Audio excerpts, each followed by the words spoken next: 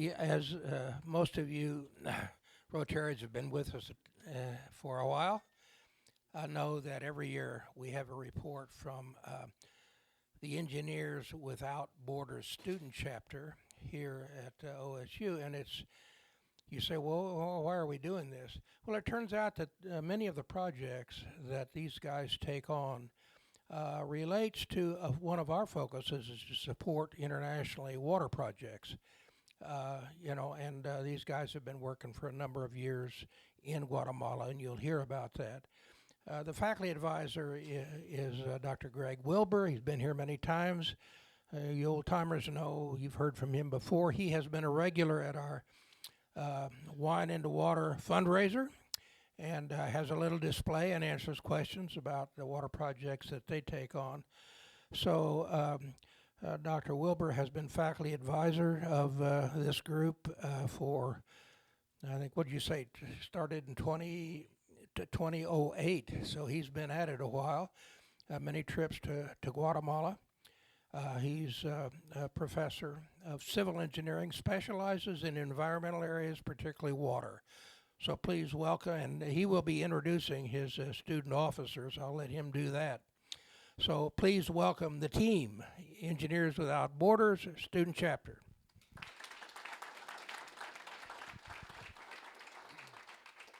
All right, well, thank you, Larry. I'm always happy to be back and see some familiar faces that I know from this group and OSU and Scouts and church and everything else. So it's always great to see you. We always greatly appreciate the support that we get from the Rotary Club. And so we're going to just give you an update on our current project. We're closing out a pipeline project, and then starting a new project in the same village, El Rancho, Guatemala, doing a school expansion that will also include rainwater collection to provide water for the school. So anyway, I'll just actually let, this is Connor Crowell and Jose Munoz, and I'll let them introduce themselves further, and then I'll just be chiming in. I can tell you that Connor and Jose are relatively new, I guess, or kind of, they were not on the last trip, so anything that's relevant to the last trip or the engineering that went into the last project, I'm going to chime in, but otherwise, I'm going to let them do all the talking. You've got one. Hello, I'm Connor Corral. I'm an electrical engineering major. I'm a junior right now, and I am the president of Engineers Without Borders. My name is Jose Munoz. I am a first-year architectural engineering student at OSU, and that's basically it. This guy's sponsorship A sponsorship lead, yes. All right. You good to go? All right. So we're going to go ahead and get started. Again, we're Engineers Without Borders. Engineers Without Borders is a national organization, and we are a student chapter of the national organization. So we were established in 2008. We've done many projects internationally, in places such as Guatemala, Honduras, Sierra Leone, but we also do some projects domestically. We partner often with Habitat for Humanity. We have worked with Mission of Hope to build a storage shed for them, and we currently are in the process of working with the Payne County Youth Shelter in order to build them some brand new garden beds for the teens that live at the shelter. I'm going to have Dr. Wilber talk a little bit about the biosand filters, the rocket stoves, and the rainwater collection, and then I'll pick back up at the pipeline and the school edition. Sure. So those are just briefly our earlier projects that we've had over the years, and I think we've probably presented about all of those here over the years. But you can see there is kind of a general focus on water issues in Central America has been our main focus. A lot of you know Paul Weckler, who was also for many years one of the advisors, and so he headed the rocket stove project, but the water ones I've kind of been in charge of, and so we've had several and are just finishing up, like I said, finishing up a pipeline project in Guatemala now. So go ahead. So the water distribution pipeline, we went last summer in order to help with construction, And in late December, early January-ish, they turned on the pipeline finally. We got videos of the village that we really worked with, their reaction and the water coming out of the spouts, and it was just incredible to see that video and see their reaction. The school edition that we're working on right now, I'll talk a little bit more about it later, but there's a schoolhouse there now, and it's in good shape. It's doing all right, but they need more. They have plenty of families in the community, but not enough schoolhouses, and their students sometimes can't go to school because there's not a place for them to go. I've already talked about our domestic projects, so this is just a little bit of our history in El Rancho. 2020, 2021, we all know COVID was here, bummer. So that kind of stunted our travel capabilities because everybody was at home. But then we began the design phase for the water pipeline in 2022. And then later in 2023, we began construction phase. I say we, but it was really us working with the Guatemala group of Engineers Without Borders National. Yeah. And then we, in 2024, finally got to visit the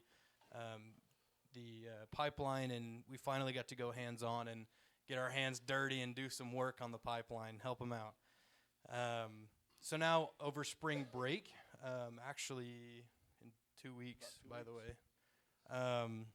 That's crazy to think about. It's a long time coming. Jose and I are going to take our first trip down to Guatemala. We're going to go monitor the pipeline, but we're also going to do an assessment of the area that the schoolhouse is being built. So I'll have Dr. Wilber talk about this. So just a little bit, to explain. Oh, okay. Sorry. Yeah. When I'm teaching, I've in 35 years of teaching, I've never once been told I'm not loud enough. That's usually not. That's usually that's not my problem. But anyway, it is an Engineers Without Borders. It's an engineering problem. And the basic project is another group built a well and a tank at the top of a hill, and then the 4 different student chapters took on 4 villages, basically in the 4 different directions down the hill, to take water from the tank to the village and the people who live all along the hillside. So the first thing that and again, because we couldn't go and do any of this work ourselves, this was during 21 and 20 and 21. So we paid, we basically sponsored surveyors to do a lot of the work that we might have done if we could have gone ourselves. And this, I know it's very hard to see, maybe impossible even, but this is a hydraulic profile.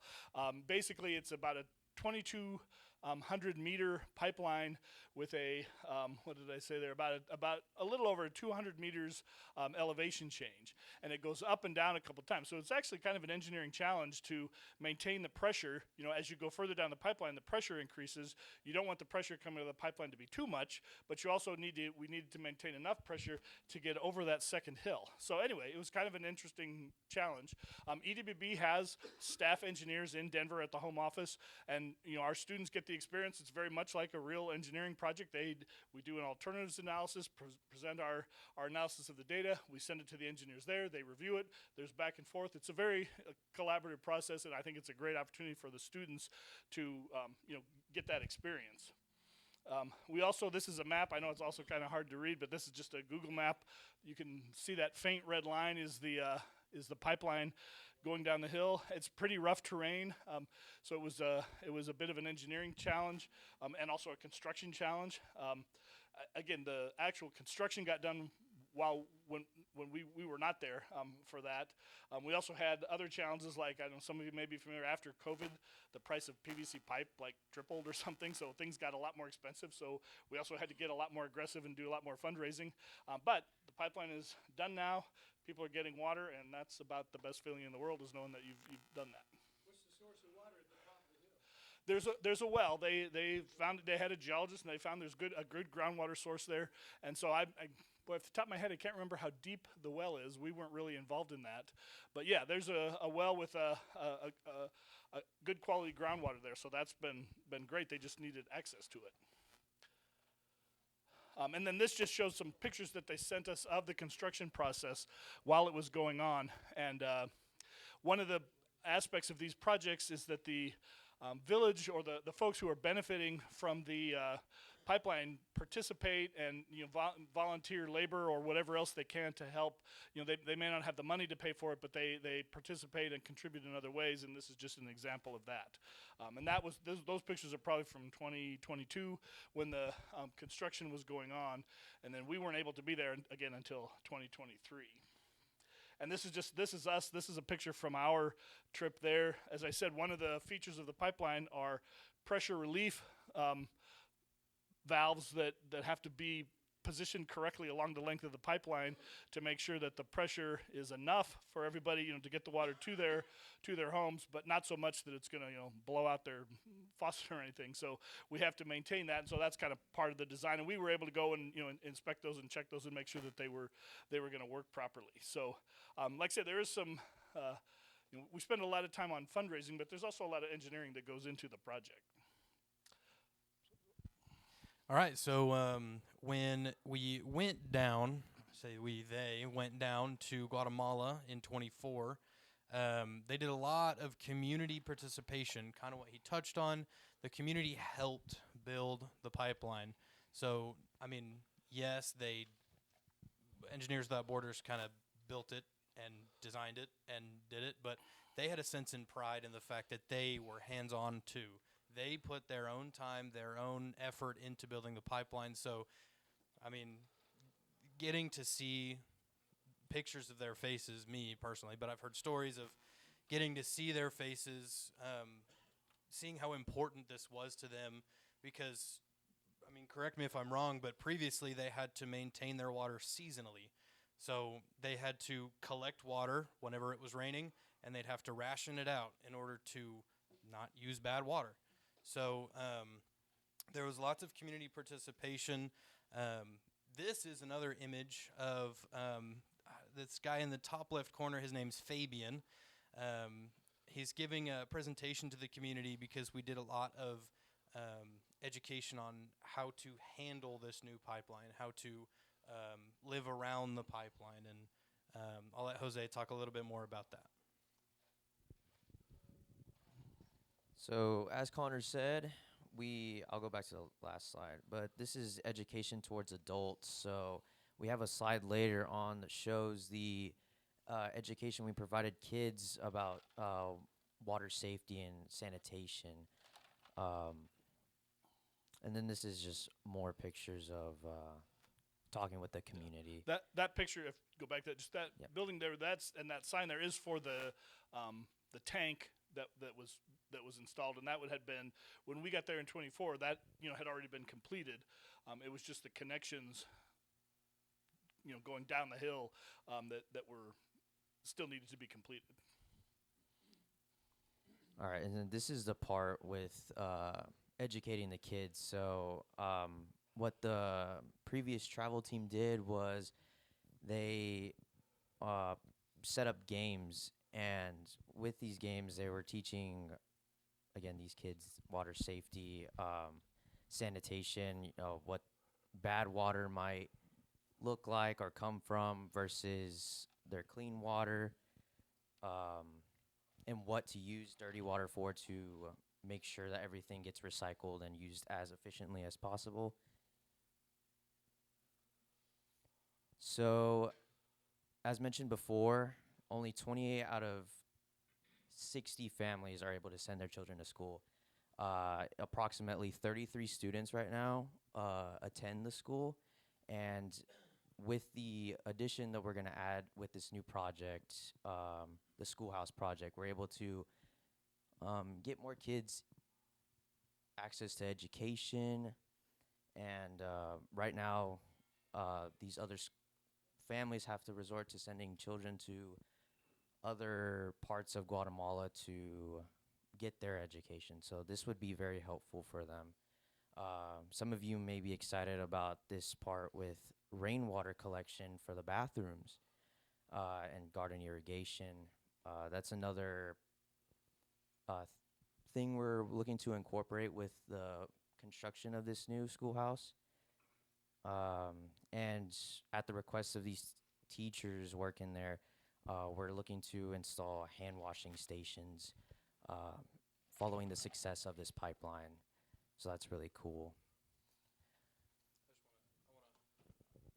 I want to harp on the fact that we are going to effectively double the amount of students getting an education. That's, I mean, I don't know about you guys, but I think that's pretty sick.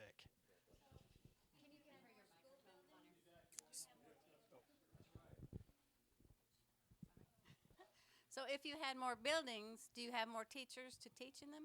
Yes, ma'am. Yes.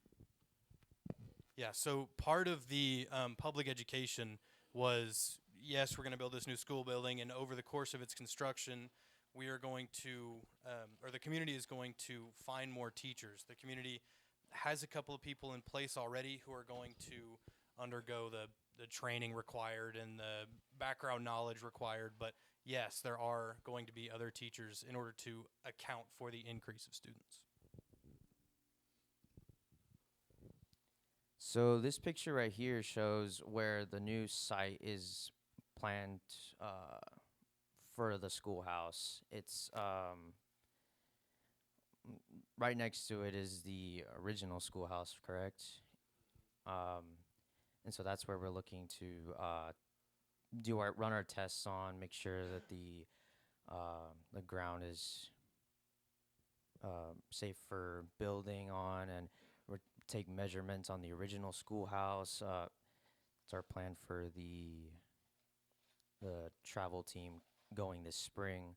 And you can also see it in the back left corner right there. Yeah. Anything else? So yeah, that's the to the immediate left of there. The current school is basically 2 rooms side by side there, and so we're just gonna in essence be expanding onto that empty lot there, immediately to the left of the existing one, and then also, like I said, adding some additional features. They've apparently gotten a donation, or lined up for some computers, and so we will definitely be, designing to make sure that those will be safe and protected in that new building as well. And then there are some other features. On this trip that we're taking in spring break, we'll be meeting with school personnel to ensure that our design incorporates whatever features they want in this addition. In addition to just providing some more space, but also what other features that they would like to have. But it'll probably end up looking very similar to what's there, but we will have some new design features on it also. Yeah. And so the construction process will be to take that pathway out. We may have to clear that tree, but that's what we're going down over spring break for. We're going to get eyes on. We got a question?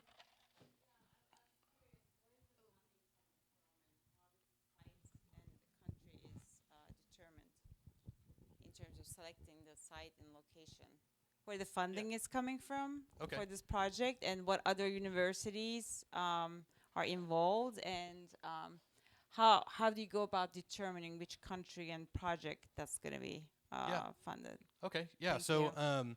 the funding comes from all sorts of places. I've filled out so many grants. We've got, because we are a student chapter at Oklahoma State University, the College of Engineering, Architecture, and Technology seat, they have their own grants that they give to student organizations. EWB National has grants that they give to their student chapters. And then, again, we look for outside sources of funding. Mr. Sponsorship Lead over here, he communicates with businesses and outside people to hopefully procure some donations. But one of the most important things is our on-campus bake sales, our potlucks, our local outreach. Because if you can gain a fantastic community, you'll find that funding never really becomes a problem. So that's our main source of funding is through grants and our community. Just to answer a couple other questions, we'll be the only university involved in this particular project, but there are, as it turned out, of the 4 schools that started in 2020, 2 of them dropped out over the course of the period. But the University of North Dakota has one of the pipelines, and then EWB in Guatemala kind of took over the other 2. In terms of how we get the projects, the communities like the EWB Guatemala personnel in Guatemala meet with the communities, identify needs, and the communities submit a request to the national organization that of here's what we need. And then the student chapters, the website is called Volunteer Village, and the student chapters see those and then basically bid, so to speak, or submit a response to those to become the student chapter that takes over that project. So the need for the projects comes very much from the ground up, from the community saying this is what we need, and then the student chapters see that and say, well, there's a project we think we've got it's the right size and that we've got the expertise to work on. So it's very much from the ground up, and then we just are responding to their needs. And so like the schoolhouse, we started the pipeline project, and then when we were down there in 2024, we said, when we knew that project was going to wrap up, and we talked to the community leaders and said, what other projects could we help you with? And everybody unanimously said right away, our school is too small. We need more space in our school. So that's how we came upon this new project. To add to what Connor was saying about how we raised funds, so I'm pretty sure it's 30% that is it the NGO, or some kind of community in Guatemala has agreed to funding 30% of this project. So it's not, it's very much our effort, but it's also Guatemala putting in their part too, or the community of El Rancho putting in their part. So that's also pretty lovely as well.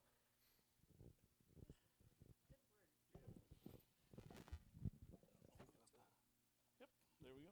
Okay, so this is our website. I have to pay for the domain today, so if you go to it today, it may not be up. But just know, I'm on it. I'm on it. We had somebody in charge of the website, and then we didn't. So I'm the guy now. But that's our website. There's plenty of information on the website about who we are, what we do, what we've done. If you're looking to learn some more about us. I bet we have more questions. Yeah, Connie's got a mic behind you. I know there's a school of architecture on campus. You've identified yourself as an architectural engineer. Is there a difference between students that graduate in architecture and architectural engineering? So architectural engineering and architecture are separate fields. I have to take only about 2 design studio classes, and architects have to take design studio classes throughout their entire year being there. So with architecture, they do design and less about the structure part. As an engineer, I am the one more focused on the physics and calculus part of architecture. Thank you. No problem.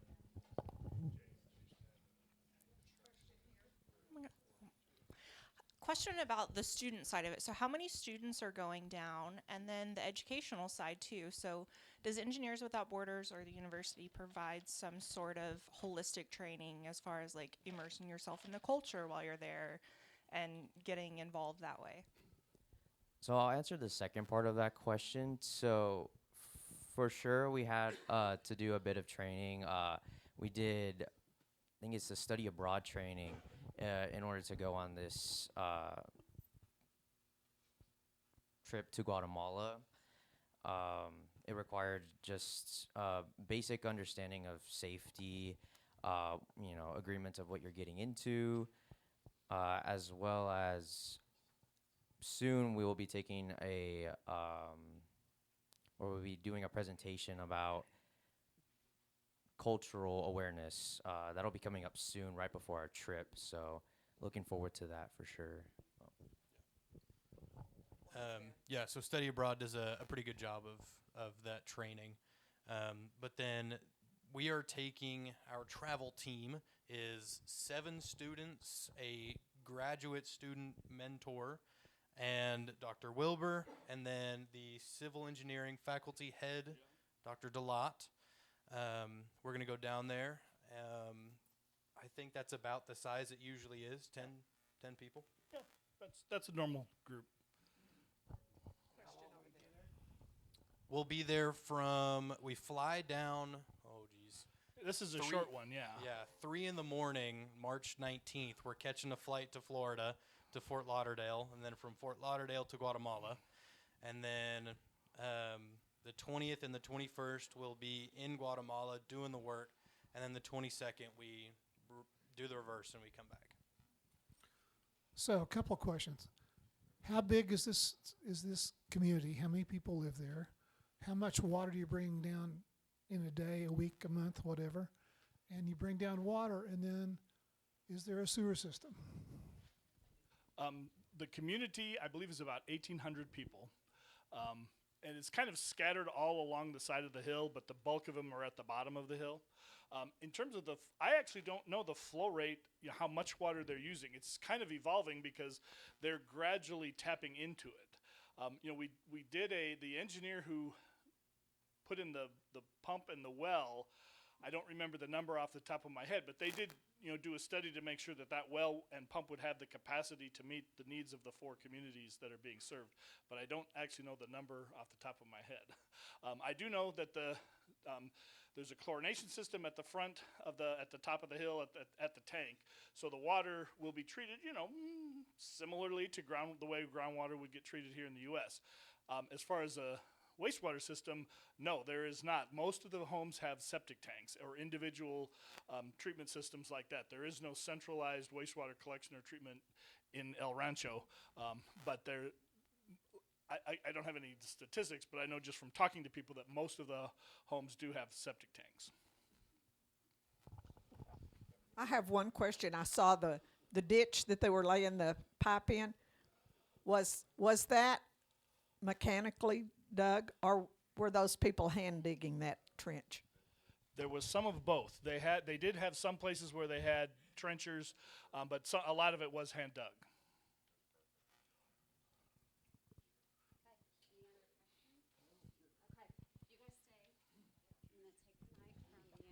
Okay, everybody give them a round of applause for their presentation today.